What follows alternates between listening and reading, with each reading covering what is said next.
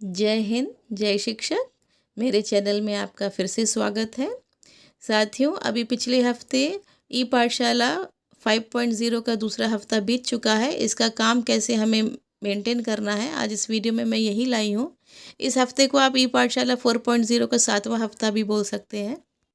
इससे पहले जो भी काम हमने रिकॉर्ड किया था वो सब रजिस्टर में किया था, लेकिन अब बार बार जो भी ई मेंटरिंग हो रही है उसमें हमसे कहा जा रहा है कि शिक्षक डायरी में ही लिखना है और मोहल्ला पाठशाला के लिए अलग रजिस्टर बनाना है।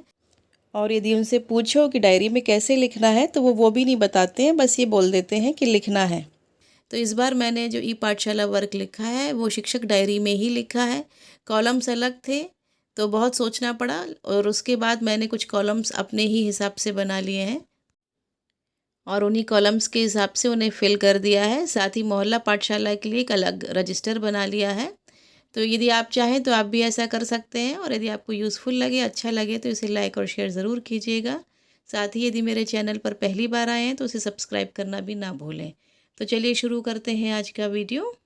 एक बात और कहना चाहूँगी कि ये जो कक्षा 1 से 5 तक का मोहल्ला रजिस्टर बनेगा, तो जो मैंने बनाया है आप उस हिसाब से भी वैसा ही बना सकते हैं, क्योंकि कक्षा 1 से 5 तक का वर्क मैंने उसमें दिया है।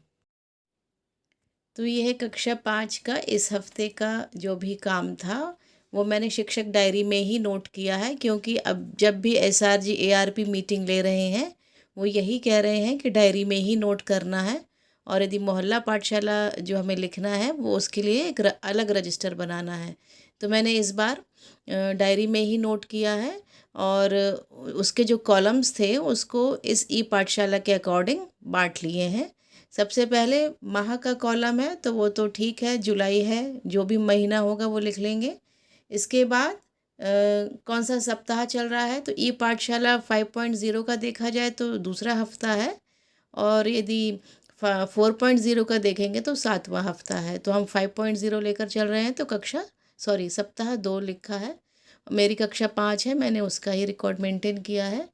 और यहाँ पर फिर दूरदर्शन पर प्रसारित कार्यक्रम, फिर ई पाठशाला गतिविधि और उसके बाद आओ अंग्रेज़ी सीखे के एपिसोड। तो 12 जुलाई सोमवार को दूरदर्शन पर हमारा परिवेश विषय के अंतर्गत मेरा परिवार मेरी प्रेरणा का प्रसारण हुआ और ई पाठशाला गतिविधि थी हिंदी में 3 अक्षरों वाले शब्द और आओ अंग्रेज़ी सीखे एपिसोड 36। दिनांक 13 जुलाई मंगलवार को दूरदर्शन पर गणित विषय में 2 व 3 अंकीय संख्याओं से गुणा और ई पाठशाला गतिविधि में विषय गणित में 3 अंकीय संख्याओं को जोड़ना और आओ अंग्रेजी सीखे में एपिसोड 37। 14 जुलाई बुधवार को दूरदर्शन पर हमारा परिवेश विषय के अंतर्गत गौरव पुरस्कार का प्रसारण हुआ और ई पाठशाला गतिविधि में विषय हिंदी 4 अक्षरों वाले शब्द और आओ अंग्रेजी सीखे में एपिसोड 38। 15 जुलाई शुक्रवार को दूरदर्शन पर कार्यक्रम प्रसारित ही नहीं हुआ था, उस दिन गैप हो गया था। ई पाठशाला गतिविधि में गणित में 3 अंकों वाली संख्याओं को जोड़ना और आओ अंग्रेजी सीखे में एपिसोड 39। इसके बाद 16 जुलाई शुक्रवार को दूरदर्शन पर विज्ञान में पौधों में जनन का प्रसारण हुआ और ई पाठशाला गतिविधि हिंदी 2 अक्षर वाले सरल वाक्य और एपिसोड 40 आओ अंग्रेजी सीखे में। 17 जुलाई दिन शनिवार को दूरदर्शन पर गणित में संख्याओं का प्रसारण हुआ और ई पाठशाला गतिविधि में गणित में 3 अंकों वाली संख्याओं को जोड़ना आओ अंग्रेजी सीखो में एपिसोड 41 और शनिवार की क्विज़ की लिंक भी बच्चों को भेजी गई।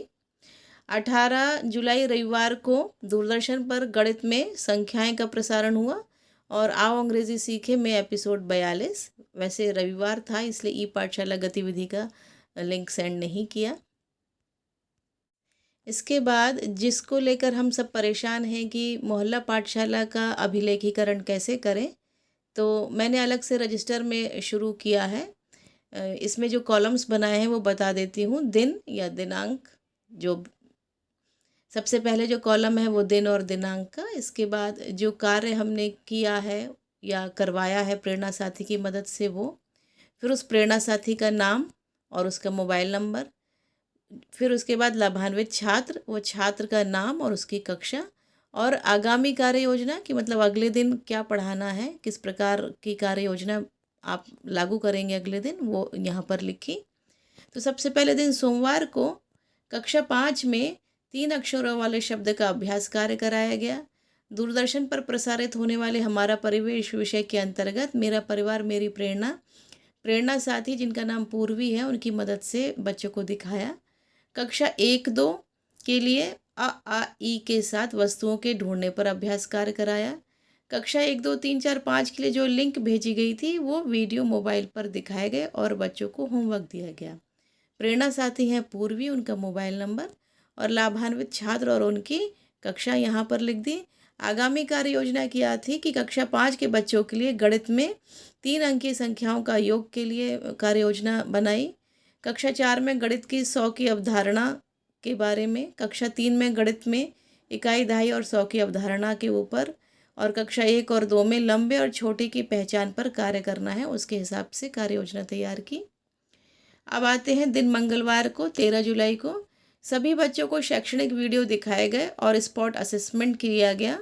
जिन बच्चों को कठिनाई आई उनको हल किया गया और फिर होमवर्क भी चेक किया गया। आज के प्रेरणा साथी थे संतोष शर्मा जी और उनका मोबाइल नंबर। ये बच्चे हैं जो लाभान्वित हुए और उनकी कक्षा।